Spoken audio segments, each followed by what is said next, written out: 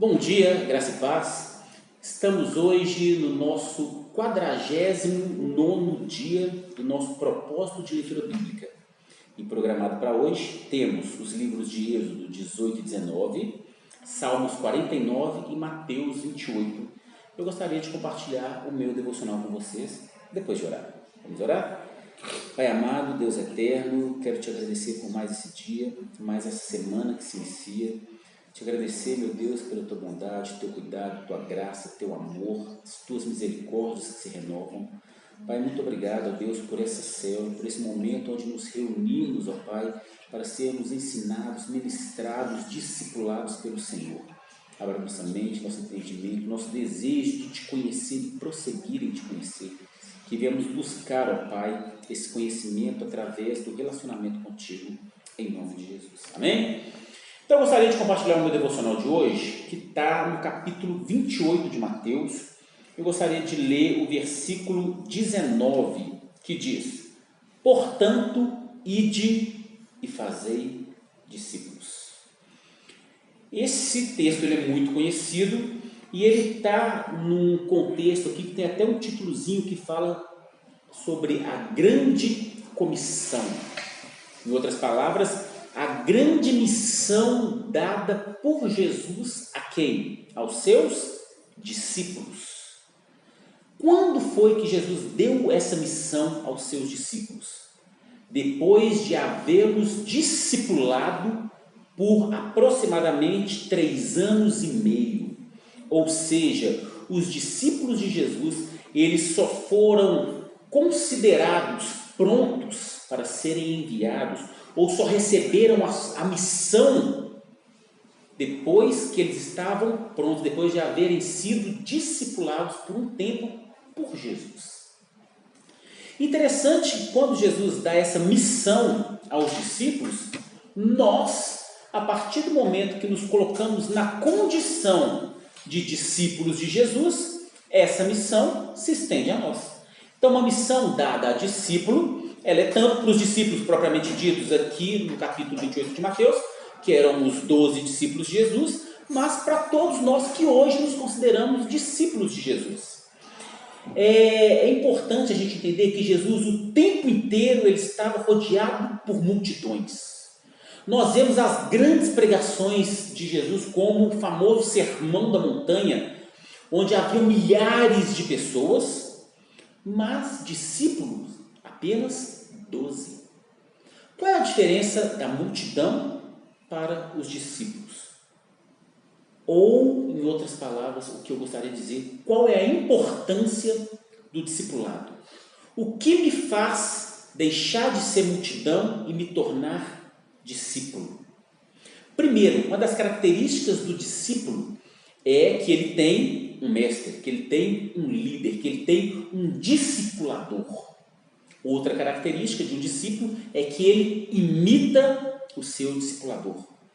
Por que Jesus ele preferiu e ele nos dá essa direção para que nós façamos discípulos?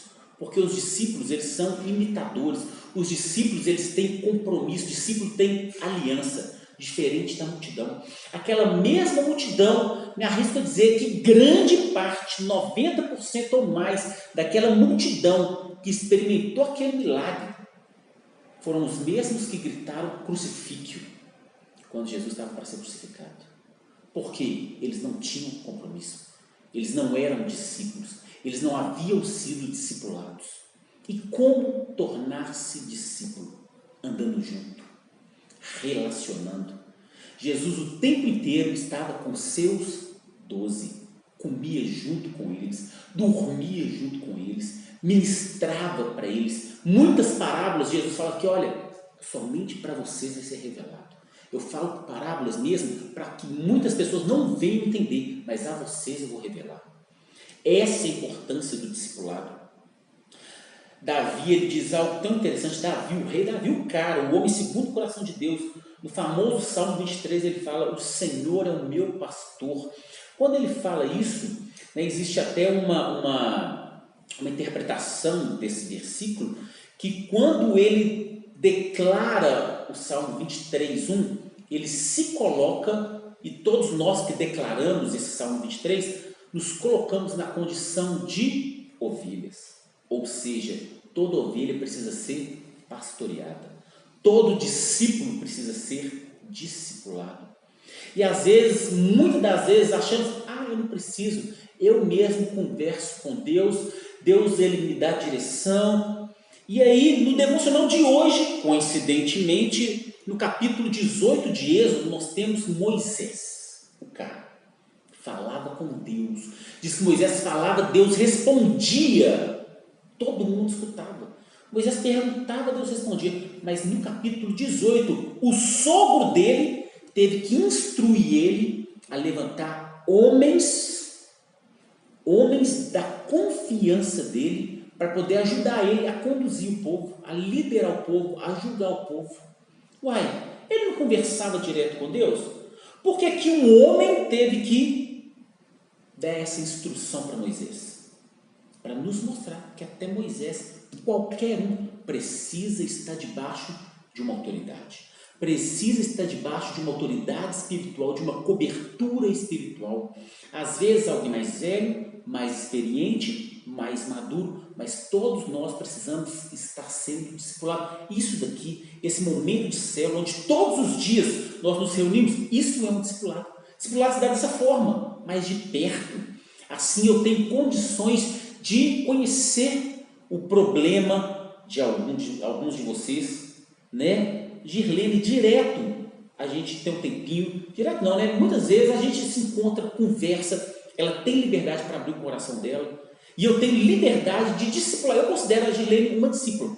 Por quê? Porque eu ensino ela conta, ela abre o coração dela, e eu posso, através da palavra, aconselhá-la. Isso é discipulado. Na minha igreja, o pastor Moisés, na nossa igreja nós temos aproximadamente 1.500 a 1.800 membros. Tem condições do pastor Moisés discipular 1.800 pessoas? Não tem condições. Então, o que ele faz? Ele levantou líderes para que possam ajudar ele nesse discipulado. Então, nas células, nos grupos pequenos, em reuniões como essa, o discipulado, ele se desenvolve melhor. Ele tem um melhor resultado. Por isso que o sogro de Moisés deu a ele essa instrução. Moisés, levanta líderes de grupos menores, líderes de 1.000, líderes de 500, de 50.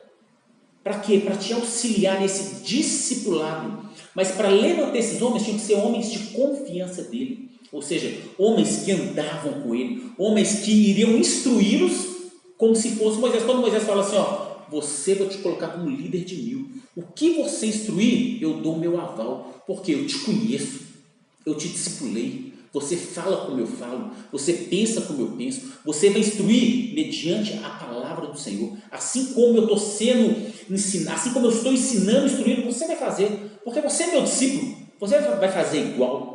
Então, que nós possamos entender a importância do discipulado, a importância de momentos como esse. Célula nada mais é que um momento de discipulado, um momento onde vocês, mais próximo de mim, vocês têm abertura e liberdade para perguntar, para questionar, para falar. Numa igreja, num culto, é importante demais. Lá em Atos, quando a igreja iniciou, foi criada, e foi logo depois disso daqui, o que aconteceu? Diz a palavra que eles se reuniam todos os dias nos templos e nas casas.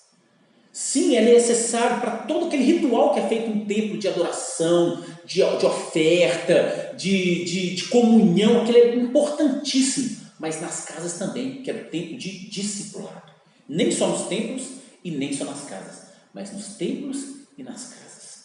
Que o Senhor ele possa nos ensinar e nos fazer discípulos. Que nós venhamos buscar ser discípulos de Jesus. E ser discípulos de líderes idôneos, tementes a Deus, homens que obedecem, que seguem essa palavra.